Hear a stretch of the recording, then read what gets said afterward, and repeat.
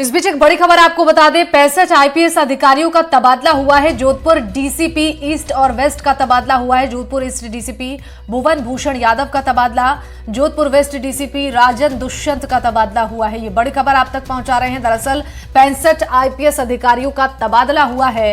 आपको बता दें कि जोधपुर डीसीपी ईस्ट और वेस्ट का तबादला हुआ है। जोधपुर ईस्ट डीसीपी भुवन भूषण यादव का तबादला हुआ है। इसके अलावा जोधपुर वेस्ट डीसीपी राजन दुष्यंत का भी तबादला हुआ है। संवाददाता अरुण हर्ष हमारे साथ फोन लाइन पर जुड़ चुके हैं, ज्यादा जानकारी देंगे। अरुण, देखिए 65 आईपीएस अधिकारियों के तबादले की खबर मिल रही है, क्या कुछ पूरी जानकारी अपडेट के साथ दर्शकों को बताइएगा। देखिए, राज्य सरकार ने जिस तरह से तबादलों पर बैन हटाने की बात कही थी, उसी कड़ी में अब कह सकते हैं लोकसभा चुनाव से पहले एक जम्बो लिस्ट जो आई है, करीब 65 आईपीएसओं की जो है तबादला सूची आई है, जिसमें कह सकते हैं अगर बात की जाए जोधपुर की, जोधपुर से जो अमृता दोहन है और गौरव यादव, उनकी जगह पर कह सकते हैं अमृता दोहन की जगह है जो भुवन भूषण यादव को लगाया गया और राजन दुष्यंत को है जो पश्चिम में लगाया गया। वही हेडक्वार्टर पर जो है मोनिका सेन को जालोर से जोधपुर लगाया गया। इसी तरह से पूरे प्रदेश में जिस तरह से तबादले की है, कह सकते हैं पूरे जो 65 आईपीएसओं का तबादला पूरे प्रदेश में आमूलचूल परिवर्तन किया गया है। बिल्कुल अरुण, देखिए क्या कुछ और जानकारी इसको लेकर मिल रही है, कितने नामों का खुलासा हो चुका है, किन किन अधिकारियों का तबादला हुआ है, एक बार विस्तार से इसकी जानकारी।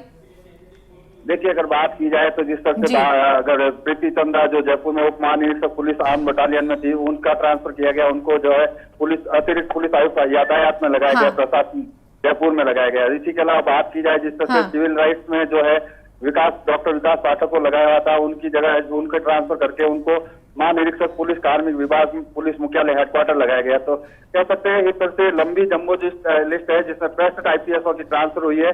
और मुख्य रूप से जो है जयपुर में जो उप महानिरीक्षक थे योगेश यादव, उनको भी जो लगाया गया है, कह सकते हैं पुलिस सीआईडी सीबी में लगाया गया है। इस तरह से कह सकते हैं आईपीएस की बहुत एक लंबी लिस्ट निकाली है। लोकसभा चुनाव से पहले ये अहम बदलाव है। जिस तरह से विधानसभा चुनाव होने के बाद में जनप्रतिनिधियों ने जो अपने अपने जो डिजाइन रखी थी, एक तरह से जो कह सकते हैं, हालांकि उन्होंने मना किया था हमारी डिजाइन नहीं चलती है, लेकिन कह सकते हैं जनप्रतिनिधियों की पसंद के आधार पर है जो आईपीएसओ की लिस्ट निकली है। बिल्कुल अरुण, देखिए बड़ी संख्या में आईपीएस अधिकारियों का तबादला, चूंकि 65 आईपीएस अधिकारियों के तबादले की जानकारी जो मिल रही है, इसको लेकर क्या कुछ कहा जा रहा है? चूंकि देखिए चुनाव बेहद नजदीक है और ऐसे में विपक्ष भी लगातार इस बात को लेकर हमलावर है। बिल्कुल, अगर बात की जाए जिस तरह से विपक्ष लोकसभा चुनाव को लेकर और जो बीजेपी के ऊपर कार्यप्रणाली पर सवाल खड़ा कर रहा है, लेकिन आईपीएस की लिस्ट आना एक साथ 65 जगहों की जिस तरह से लिस्ट सूची निकली है। बात अगर जोधपुर की जाए, जोधपुर में जैसे 3 आईपीएस बदले गए हैं, तो इसी तरह से जो है गंगानगर है, आपके हनुमानगढ़ है, और इसके अलावा धौलपुर है, भिवाड़ी है, सीकर है और उदयपुर है, इस तरह से चित्तौड़गढ़ है। तमाम जगहों पर जो आईपीएस बदले गए हैं, कह सकते हैं स्थानीय जनप्रतिनिधियों की जो डिजायर थी वो काम की है। और यही कारण है कि एक साथ जम्बो लिस्ट जो निकली है, और जिस तरह से पिछले दिनों कहा गया था कि तबादलों पर कुछ दिन के लिए बैन हटाया जाएगा, उसी की कड़ी में ये सूची निकली है। और कह सकते हैं कि आमूलचूल परिवर्तन पूरे प्रदेश में देखने को मिल रहा है आईपीएस की सूची के अनुसार। बिल्कुल बिल्कुल सही कहा आपने हर्ष, ये बड़ा उलटफेर है और 65 आईपीएस अधिकारियों का तबादला। इससे पहले भी देखिए कई तबादले हो चुके हैं, और जब से भजन लाल शर्मा मुख्यमंत्री बने हैं तब से तबादलों का दौर लगातार जारी है। हालांकि इसको लेकर अगर बात की जाए तो विपक्षी पार्टियां लगातार निशाना साध रही हैं।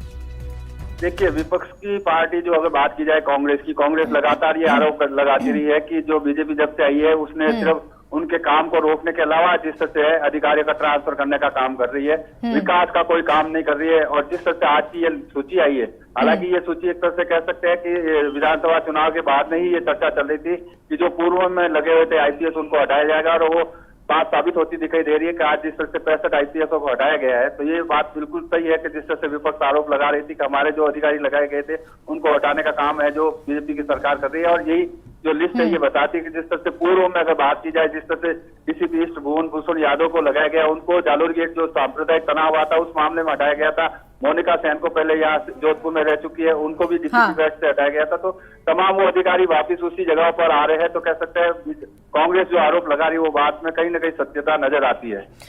बिल्कुल अरुण, जोधपुर डीसीपी ईस्ट और वेस्ट का तबादला हुआ है, तमाम ऐसे नाम निकलकर सामने आ रहे हैं, क्या और भी इस लिस्ट में महत्वपूर्ण नाम शामिल हैं? देखिए, नया जिला जो पलोदी बनाया गया था, हाँ। जिसमें हनुमान प्रसाद मीणा को लगाया हुआ था, उनका ट्रांसफर बूंदी कर दिया गया। तो अब कह सकते हैं कि जो नए जिले बने उसमें भी जो आईपीएस लगाए गए थे उनको भी हटाया गया। तो एक रणनीति के अंतर्गत कह सकते हैं बीजेपी ने जो है स्थानीय जनप्रतिनिधियों की जो तहजी थी, जो बात कह रहे थे उसके अनुसार ये ट्रांसफर हुए हैं। और जिस तरह से अधिकारी बदले गए, कह सकते हैं बहुत बड़ा एक उलटफेर हुआ है राजस्थान पूरे में, जिसमें करीब जो 65 आईपीएसओ की ट्रांसफर लिस्ट आई है। जी ठीक है अरुण, आपका शुक्रिया इन तमाम जानकारियों के लिए।